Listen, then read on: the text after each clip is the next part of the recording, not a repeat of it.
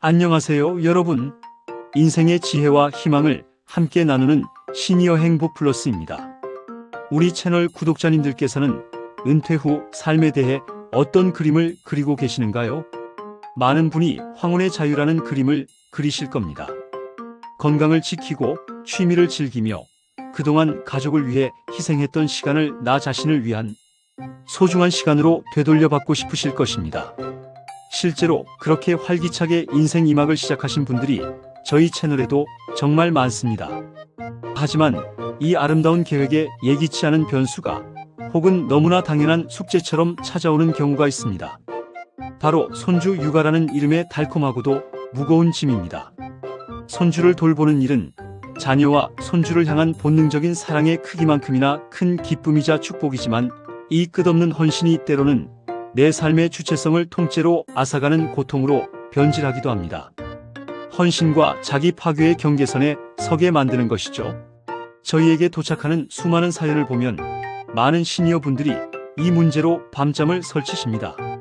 사랑하는 가족에게 짐이 될까봐 혹은 나이 들어서 이 정도도 못하나 하는 자책감에 솔직히 말 못하고 혼자 끙끙 앓다가 결국은 자신의 건강과 행복까지 잃는 경우가 너무나 많습니다. 오늘은 이 복잡하고 첨예한 고민의 해답을 찾은 68세 김순자 할머님의 용기 있는 이야기를 들려드리려 합니다. 1년 동안 딸의 집에서 헌신적으로 육아를 돕던 할머님은 결국 자신의 행복과 존엄을 지키기 위해 단호하게 이제 내 집으로 돌아가겠다라고 선언하셨습니다. 왜 이토록 사랑스러운 손주 곁을 떠나기로 하셨을까요? 사랑했기에 떠나야 했던 역설적인 이야기 속에서 깊은 교훈을 얻을 수 있습니다. 순자 할머님의 이야기는 단순히 육아의 힘듦을 폭로하는 것이 아닙니다. 그것을 넘어 사랑하는 가족과 건강한 경계 설정이 왜 우리 삶에서 가장 중요한 행복의 지혜인지, 그리고 관계를 지키는 유일한 방법인지 깨닫게 해줄 것입니다. 우리는 후회나 죄책감을 이야기하지 않습니다. 순자 할머님의 경험을 통해 지금 당장 우리의 행복을 충전할 수 있는 실질적인 조언을 찾아보겠습니다. 이 영상은 여러분에게 희망과 용기, 그리고 나 자신을 먼저 돌볼 권리에 대한 확신을 전달하는 것이 목표입니다. 사랑은 희생이 아닌 존중에서 시작됩니다. 이 영상을 끝까지 시청해주세요. 순자 할머님은 68세, 은퇴 후 삶의 롤모델이셨습니다. 5년 전 남편을 먼저 떠나보낸 아픔을 딛고 할머님은 슬픔에 머물지 않고 적극적으로 내 삶 찾기에 나섰습니다. 매일 아침 7시 헬스장과 걷기로 체력을 단련했고 주말에는 등산 동호회에서 산악대장으로 불릴 만큼 활력이 넘쳤죠. 화요일 오후에 복지관 노래교실은 할머님의 가장 큰 낙이었습니다. 남은 인생은 오로지 나를 위해 살겠다라는 확고한 목표가 있었고, 이를 위해 매달 용돈을 아껴 1년에 한 번 해외여행을 다녀오는 것이 꿈이었습니다. 이처럼 철저하게 계획되고 만족스러웠던 삶은 할머님에게 자신감과 자존감을 선사했습니다. 친구들과의 관계, 취미생활, 건강관리, 이 세 가지가 할머님의 2막을 지탱하는 기둥이었죠. 자신의 삶을 스스로 개척하고 즐기시던 분이셨기에 그 삶을 포기해야 할 때의 망설임과 아쉬움은 단순한 희생을 넘어선 자신과의 약속을 깨야 하는 고통이었을 겁니다. 우리는 이 고통을 간과해서는 안 됩니다. 자신의 삶을 포기하는 헌신은 언젠가 관계의 도구로 돌아옵니다. 그러던 1년 전 봄, 외동딸 혜진 씨의 절박한 전화가 걸려왔습니다. 믿었던 베이비시터가 개인 사정으로 갑자기 그만두었고, 혜진 씨는 회사에서 승진을 앞둔 인생 최대의 중요한 프로젝트를 맡은 상태였습니다. 육아 공백은 곧 경력 단절을 의미했기에 딸은 절망에 빠졌습니다. 딸은 울면서 엄마, 제발 딱 3개월만 도와줘. 이 프로젝트만 끝나면 그때까지만 내가 돈은 어떻게든 넉넉하게 챙겨줄게. 엄마의 도움이 없으면 나 정말 회사 그만둬야 해. 평생 이 은혜 잊지 않을게. 라고 간절하게 부탁했습니다. 순자 할머님은 돈이 문제가 아님을 알았지만 딸의 3개월이라는 명확한 기간 약속에 안심했습니다. 3개월만 고생하면 딸도 살고 나도 돌아올 수 있다라고 생각했죠. 친정엄마로서의 책임감과 첫 손주에 대한 본능적인 사랑이 합쳐져 할머님은 주저없이 딸의 집으로 향하셨습니다. 초기 한 달은 정말 행복했습니다. 손주 민준이를 품에 안고 재롱을 보는 기쁨은 어떤 취미 생활과도 비교할 수 없었습니다. 사위 역시 매일 밤 어머님 감사합니다. 정말 저희 은인이세요. 라며 진심으로 고마움을 표현했고, 딸은 엄마 최고. 엄마 덕분에 내가 살았어. 라며 칭찬했습니다. 이 칭찬과 감사는 할머님에게 육체적 피로를 잊게 하는 강력한 정서적 보상이었습니다. 할머님은 역시 내가 가족에게 필요한 존재구나 하는 만족감을 느끼셨고, 이것이 3개월 약속을 지키는 힘이라고 믿었습니다. 이때까지만 해도 희생은 곧 사랑이었습니다. 하지만 시간이 흐르면서 딱 3개월의 약속은 점점 공수표가 되어갔습니다. 3개월이 되었을 때 딸 혜진 씨는 또다시 연장을 부탁했습니다. 엄마, 미안해. 프로젝트가 갑자기 6개월로 늘어났어. 정말이야. 거짓말 아니야. 6개월만 더. 그때는 꼭 새로운 베이비시터를 구할게. 이번엔 정말이야, 엄마. 할머님은 속이 상했지만 이미 시작한 거 끝을 봐야 한다라는 생각과 딸의 격려에 내가 짐이 될 수 없다는 책임감 때문에 거절하지 못했습니다. 한 번 더라는 말에 자신을 스스로 속여야 했습니다. 6개월째가 되자 혜진 씨는 육아 스트레스가 풀리자마자 취미 생활을 시작했습니다. 헬스, 요가, 심지어 친구들과의 캠핑까지. 딸 부부의 삶은 다시 활력을 되찾았지만 순자 할머님의 삶은 그대로 멈춰 있었습니다. 할머님의 노래 교실 친구들은 전화가 뜸해지기 시작했고, 약속했던 해외여행 계획은 완전히 취소되었습니다. 딸의 성공을 위해 나의 모든 것을 지불하는 기분이었습니다. 할머님은 이제 6개월만 더라는 희망을 자신에게 강요해야 했습니다. 거절하면 딸이 실망할까봐, 혹은 엄마는 나를 사랑하지 않는다라고 오해할까봐 두려웠습니다. 이미 육아에 깊이 관여한 상태에서 발을 빼기가 어려웠고, 나의 시간은 언제 돌아올까 하는 절망감이 매일 밤 할머님을 괴롭히기 시작했습니다. 이렇게 기약 없는 무기한 입주 육아 도우미의 역할이 고착화되었습니다. 그 행복했던 등산과 노래 교실은 이제 남의 이야기처럼 느껴졌고, 자신이 누구인지 잊어버리게 되었습니다. 가족을 돕는다는 명분 아래 자신의 삶을 서서히 죽여가고 있던 것입니다. 이 사연은 우리에게 자녀의 간절함과 나의 희생이 영원히 지속할 수 없다는 냉정한 진실을 알려줍니다. 사랑하기 때문에 더 명확한 기간과 경계를 처음부터 문서로 만들 듯 설정하는 지혜가 얼마나 중요한지 되새겨봐야 합니다. 희생은 아름답지만 그것이 자기 파괴로 이어져서는 안 됩니다. 진정한 사랑은 경계를 설정하는 용기에서 시작됩니다. 68세의 몸으로 밤낮 없이 24시간 육아는 극한의 노동이었습니다. 할머님의 삶은 완전히 손주에게 맞춰졌고, 김순자라는 개인의 존재는 희미해지는 것을 넘어 소멸하고 있었습니다. 몸과 마음 모두에서 소진 상태, 번아웃에 도달했습니다. 새벽 2시, 4시, 6시, 밤샘 교대 없는 24시간 육아는 할머님을 서서히 무너뜨렸습니다. 잠은 늘 부족했고 피로는 누적되었습니다. 고질병인 무릎 관절염은 계단을 오르내리기 힘들 정도로 악화하였습니다. 매일 아침 통증을 참으며 겨우 몸을 일으켰지만 딸 부부에게는 괜찮다? 잠이 좀 부족할 뿐이다라고만 말씀하셨습니다.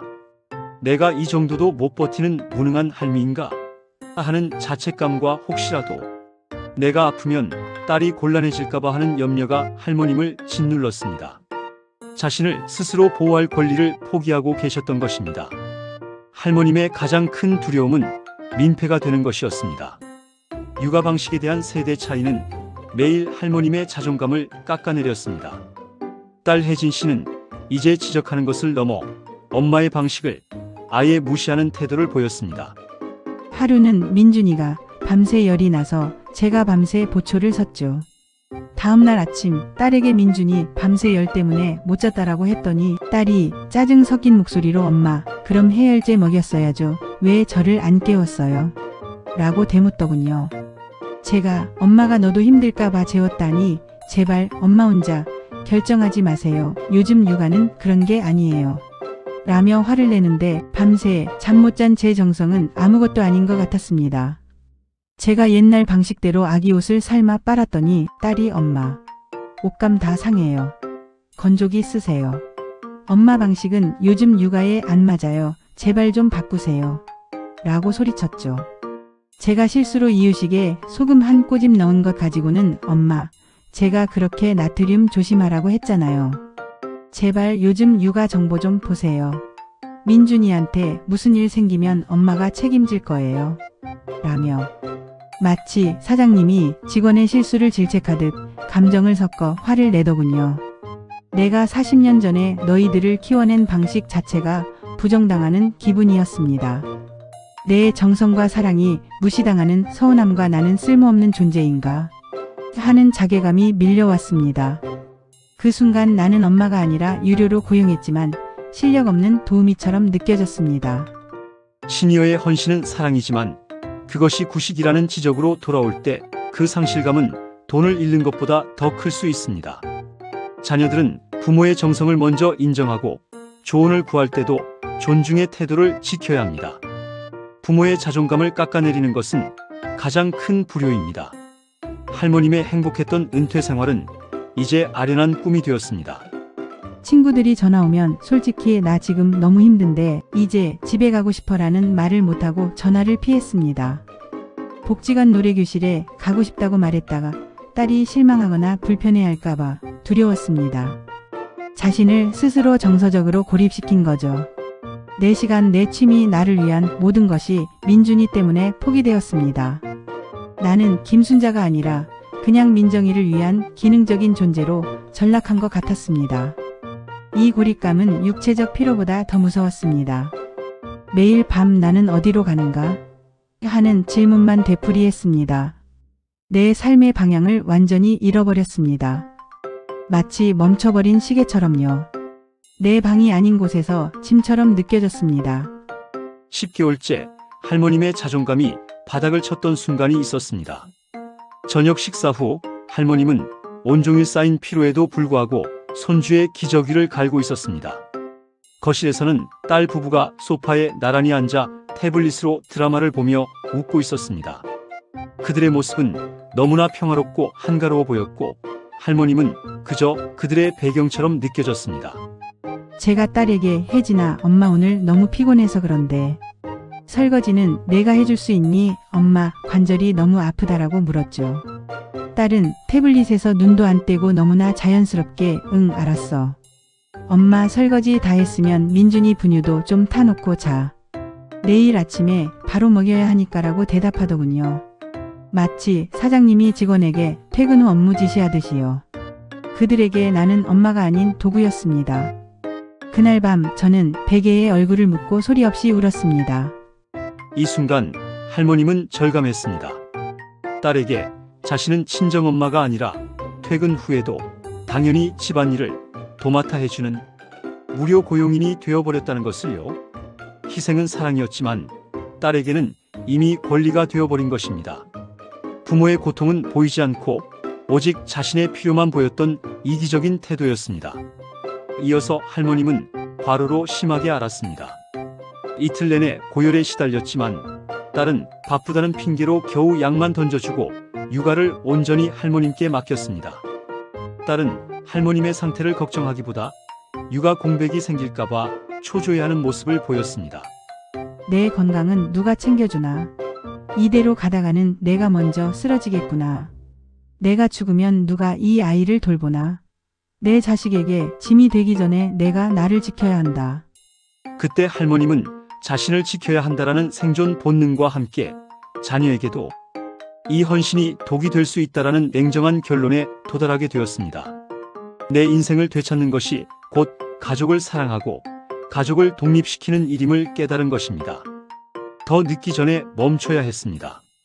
순자 할머님은 1년간의 희생이 자신을 파괴하고 있음을 깨닫고 1년째 되던 날 조용하지만 단호하게 선언을 했습니다.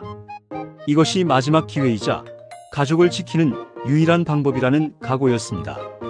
더는 자기 자신을 속일 수 없다는 결단이었습니다. 저녁 식사 후 할머님은 떨리는 목소리를 애써 진정시키며 딸과 사위에게 말했습니다. 혜진아, 사위. 엄마 이제 내 집으로 돌아가련다. 오늘까지만 애 봐줄게. 내일 아침에는 엄마 짐 싸서 갈 거야. 더는 여기에 있을 수 없어. 엄마가 무너지고 있어. 매일 밤 고통에 잠들 수가 없구나. 딸 혜진 씨는 충격에 말을 잇지 못했습니다.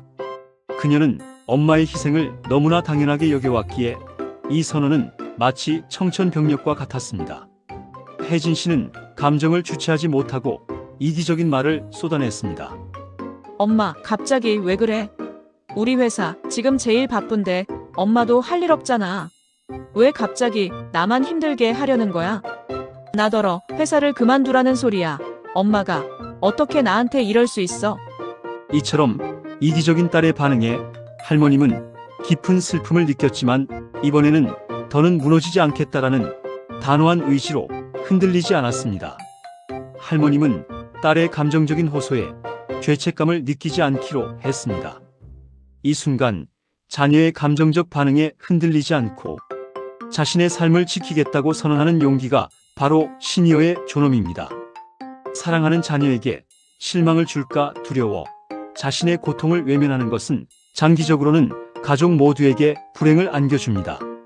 건강한 엄마만이 건강한 가정을 지킬 수 있습니다. 이 용기는 단순한 이별이 아니라 새로운 관계의 시작이었습니다. 순자 할머님은 자신의 힘든 상황을 다시 한번 솔직하게 그리고 딸에 대한 사랑도 함께 전달했습니다. 엄마가 너를 사랑하는 건 변함없어. 하지만 엄마도 너무 힘들다. 체력적으로도 마음적으로도. 은퇴한 나에게도 내 인생이 있어. 엄마는 김순자라는 사람으로 살아야 해. 내 건강과 친구들을 챙길 시간이 필요해. 엄마가 쓰러지는 건 너희에게도 민준이에게도 가장 큰 짐이야. 이젠 너희가 이 짐을 나눠서 질 차례야. 너희 스스로 해결할 수 있어야 진정한 독립이야. 엄마를 영원히 잃고 싶지 않다면 이젠 엄마를 놓아주렴. 엄마의 고통을 더는 외면하지 말아다오. 할머님의 진심과 단호함, 그리고 쓰러질 수도 있다는 말에 딸 혜진 씨는 비로소 자신들의 이기심을 깨닫고 오열했습니다. 그녀는 엄마의 얼굴에 깊게 팬 피로의 흔적을 그제야 제대로 보게 된 것입니다. 엄마, 미안해. 우리가 엄마의 희생을 너무 당연하게 여겼어. 엄마가 얼마나 힘들었는지 이제야 알았어. 정말 미안해, 엄마. 엄마의 인생을 뺏어서 미안해. 저희가 이기적이었어요. 엄마, 저희를 용서해 주세요. 사위 역시 진심으로 무릎을 꿇고 사과했습니다. 이 눈물과 사과는 관계 회복의 첫걸음이었습니다. 진정한 반성과 존중이 싹트기 시작했습니다. 할머님은 관계를 완전히 단절하는 대신 건강한 타협점인 경계 설정을 제시했습니다. 이는 일방적인 포기가 아닌 상호 존중을 기반으로 한 협상이었습니다. 관계를 지키면서도 자신을 스스로 보호하는 가장 현명한 방법이었습니다. 엄마가 딱 정했다. 너희가 당장 베이비시터를 구할 때까지 기다려줄 순 없어. 하지만 엄마가 너희를 완전히 외면하진 않을 거야.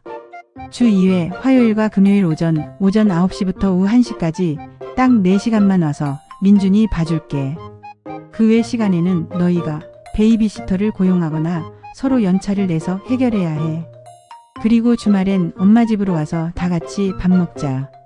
이렇게 해야 엄마도 너희를 오래오래 사랑할 수 있고 너희도 엄마를 존중할 수 있을 거야. 엄마가 너희에게 도우미가 아닌 할머니로 남고 싶단다. 너희가 행복하려면 엄마도 행복해야 해. 이것이 우리가 함께 행복할 수 있는 유일한 길이다. 이처럼 명확한 시간 제한과 역할 분담이 명시되자 딸 부부는 비로소 책임감을 느끼기 시작했습니다.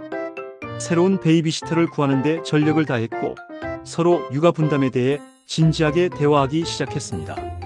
이들은 엄마의 희생이 아닌 자신의 노력으로 육아를 책임져야 함을 깨달았습니다. 경계를 설정하는 용기는 이기심이 아닙니다. 그것은 오래도록 행복한 가족관계를 유지하는 최고의 지혜이자 시니어로서 자신의 존엄을 지키는 가장 강력한 행위입니다. 순자 할머님의 용기 있는 선언 이후 6개월이 흘렀습니다. 놀랍고도 기적 같은 변화가 일어났습니다. 첫째, 할머님은 활력을 되찾았습니다. 주 2회만 손주를 만나는 날은 육아의 의무감이 아닌 순수한 기쁨과 그리움으로 채워지는 행복한 놀이 시간이 되었습니다. 할머님은 다시 노래 교실의 에이스로 복귀했고 건강도 회복되었습니다. 무릎 관절의 통증도 눈에 띄게 줄었습니다. 삶의 만족도는 은퇴 후 최고치를 기록했습니다. 자신을 위한 시간을 확보하자 삶의 모든 부분이 긍정적으로 돌아오기 시작한 것입니다. 둘째, 딸 부부는 책임감을 되찾았습니다. 엄마의 빈자리를 절실히 깨달은 딸 부부는 육아 분담을 철저히 하고 베이비시터를 고용하는 등 주체적인 육아를 시작했습니다. 다시는 엄마에게 의존하지 않게 되었으며 자신의 힘으로 가정을 꾸려나가는 능력을 키웠습니다. 부부의 관계도 더욱 단단해졌습니다. 진정한 독립을 이룬 것입니다. 셋째, 관계가 존중으로 바뀌었습니다. 엄마를 도우미가 아닌 존경하는 가족으로 대하는 태도를 회복했습니다. 이들은 이제 엄마를 만날 때마다 진심으로 감사합니다를 표현합니다. 주말에 할머님 댁에서 함께 밥을 먹는 시간은 서로의 행복을 축하하는 진정한 가족 모임이 되었습니다. 가장 건강하고 행복한 가족의 모습을 되찾은 것입니다.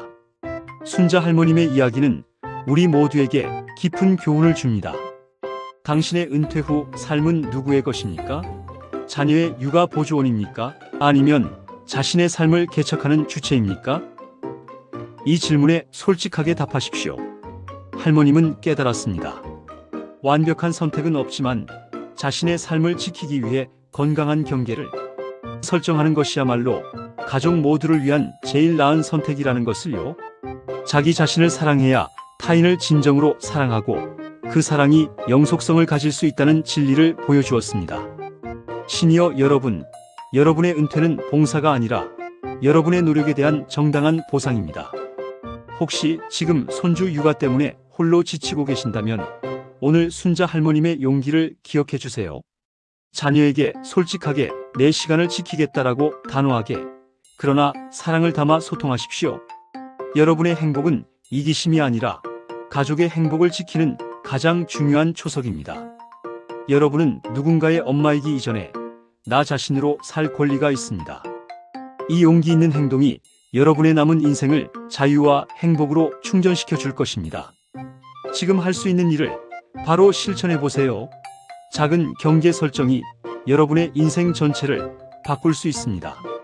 저희 시니어 행복 충전소는 여러분의 내 인생 찾기를 언제나 응원합니다. 여러분의 행복이 저희의 가장 큰 목표입니다. 은퇴는 보상입니다. 건강한 경계로 행복을 충전하세요. 오늘 이야기가 도움이 되셨다면 구독과 좋아요 누르는 것을 부탁드립니다. 다음 영상에서 뵙겠습니다. 감사합니다.